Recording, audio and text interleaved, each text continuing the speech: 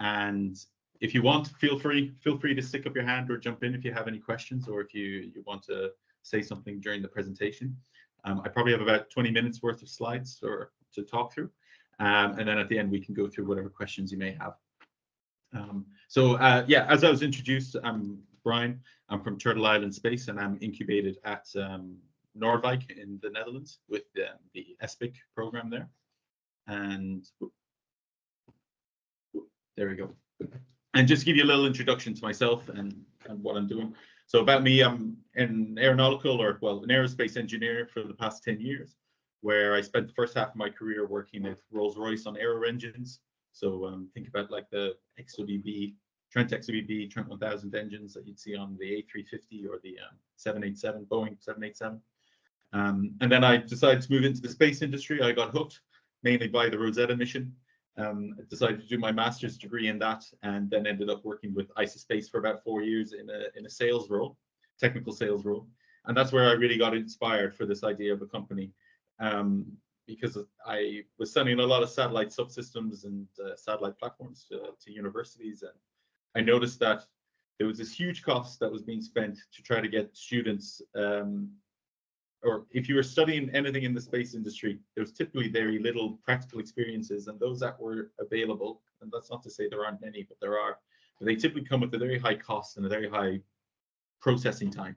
So, you know, to typically build a satellite, or, you know, and this can take up to 2 years at best, if not longer.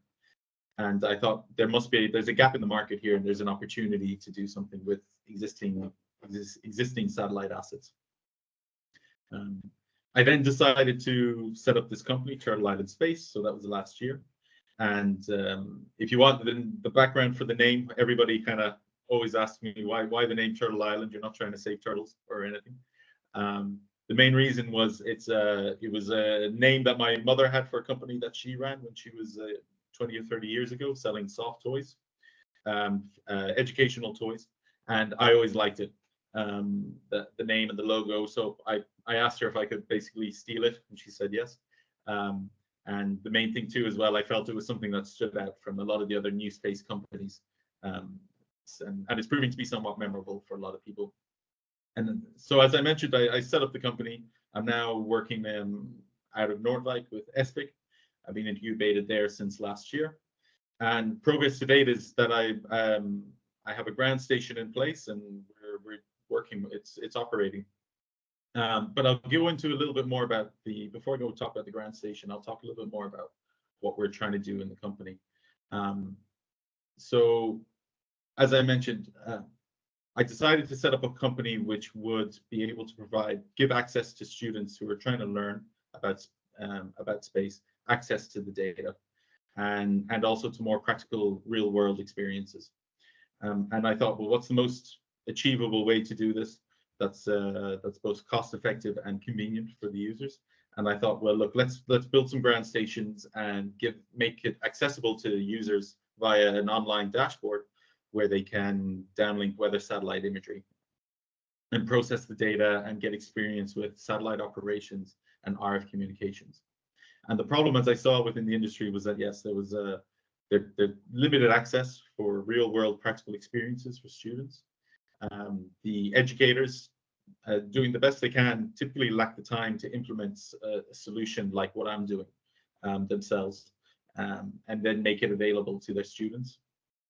And then a lot of the activities also don't really scale very well. So if you do a CubeSat program, okay, yes, you might be able to reach 10, 20, 50 students within your ecosystem, but that's over a course of 2 years, and that's quite a lot, and quite a lot of money to build that CubeSat, just for say the 50 students or so that you reach. Whereas I thought, no, look, let's come at it and try and find a solution which can reach thousands of students globally, at a lower cost per student. And then the other justification for this problem is that a lot of people in industry that I've spoken to who work in the satellite industry are saying that a lot of students coming out, particularly out of academia, are very knowledgeable in theory, but they're lacking practical experiences. Or the practical experiences they have is very focused on, say, designing and building equipment, which is valuable, but they have very little experience of actually using it and applying that. So the industry is kind of saying we need something, we need our students to be more experienced than what they are when coming out onto the marketplace. So the solution, so I decided to build my solution was to get students to be able to downlink their own satellite imagery. So I built a ground station in Nordwijk. I'm going to build some more, probably in Ireland and Italy, of varying dish diameters, which would be accessible to users, and users will be able to do a number of exercises, and using my online website and the dashboard, be able to plan a satellite pass themselves. So they'll be given a task. They'll have to find a target. They'll be tasked to figure out when the satellite is going to be going overhead, select a suitable ground station, and then try to command the ground station to execute the pass themselves. And then they'll get back a set of the results, which will include, say, the raw recording and some processed images, which they can then use themselves and to learn from the experience.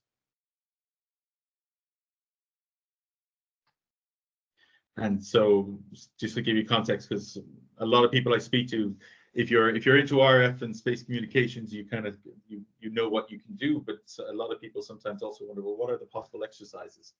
And so some of the experiences that or exercises that I'm testing at the moment with students around Europe are these here in front of you. So one of them includes signal capture. So that's the most simplest exercise that you can basically do, and it's really for just orientating the user on how to use the ground station and the booking system and the dashboard. And their mainly task is to try to receive a signal from a geostationary satellite and then calculate the signal to noise ratio using the raw data recording that they have. And then once they've completed that, then there are other exercises that they can complete, which includes then trying to track a polar orbiting satellite, which is a bit more complex and requires learning a little bit about orbits, and then trying to also take into different considerations about the ground station field of view and where and how to point the ground station.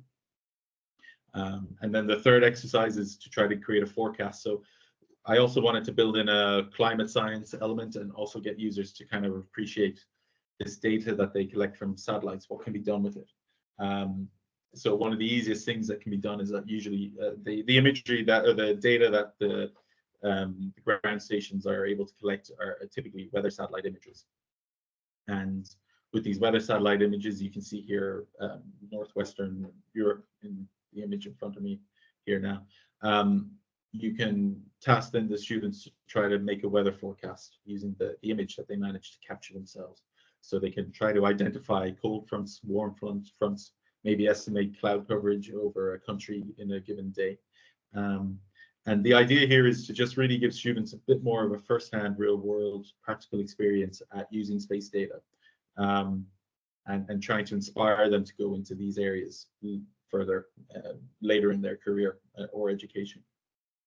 And then also more recently, Doppler shift. So with some of the polar orbiting satellites, you can actually see Doppler shift. You can see the radio frequency shift as the satellite passes overhead.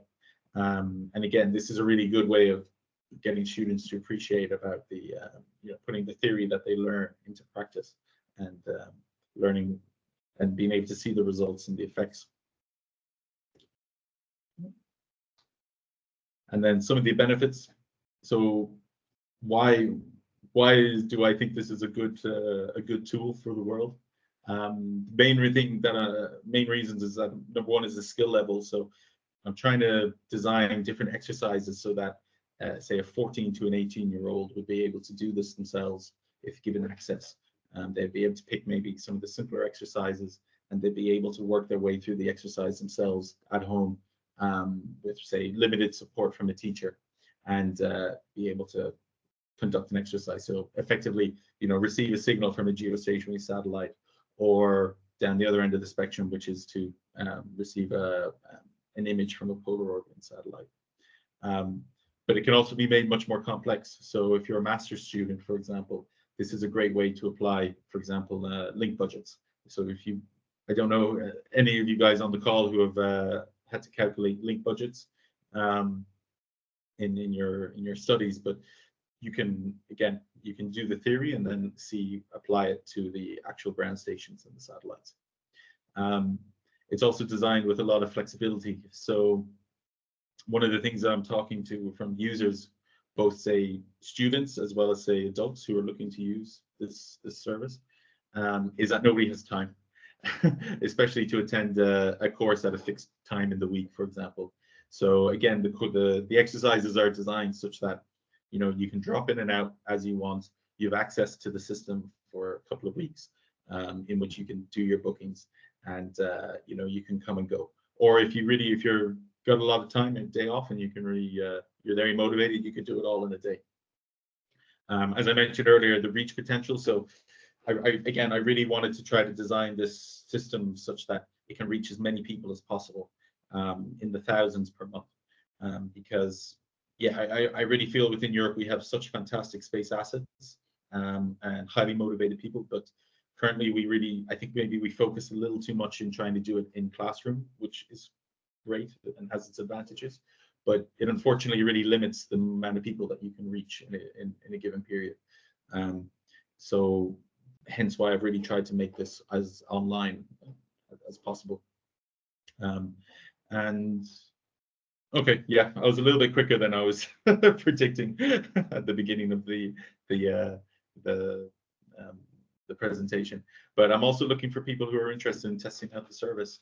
I'm looking to release this to launch customers, or I'm looking for launch customers for the end of this year, from September onwards, mainly say universities who would like to use this with their students, but as well as individuals. If you're just an individual who wants to further educate yourself and are interested in this, reach out to me and give me a call, because yeah, I'm looking for as much looking for anyone who's interested.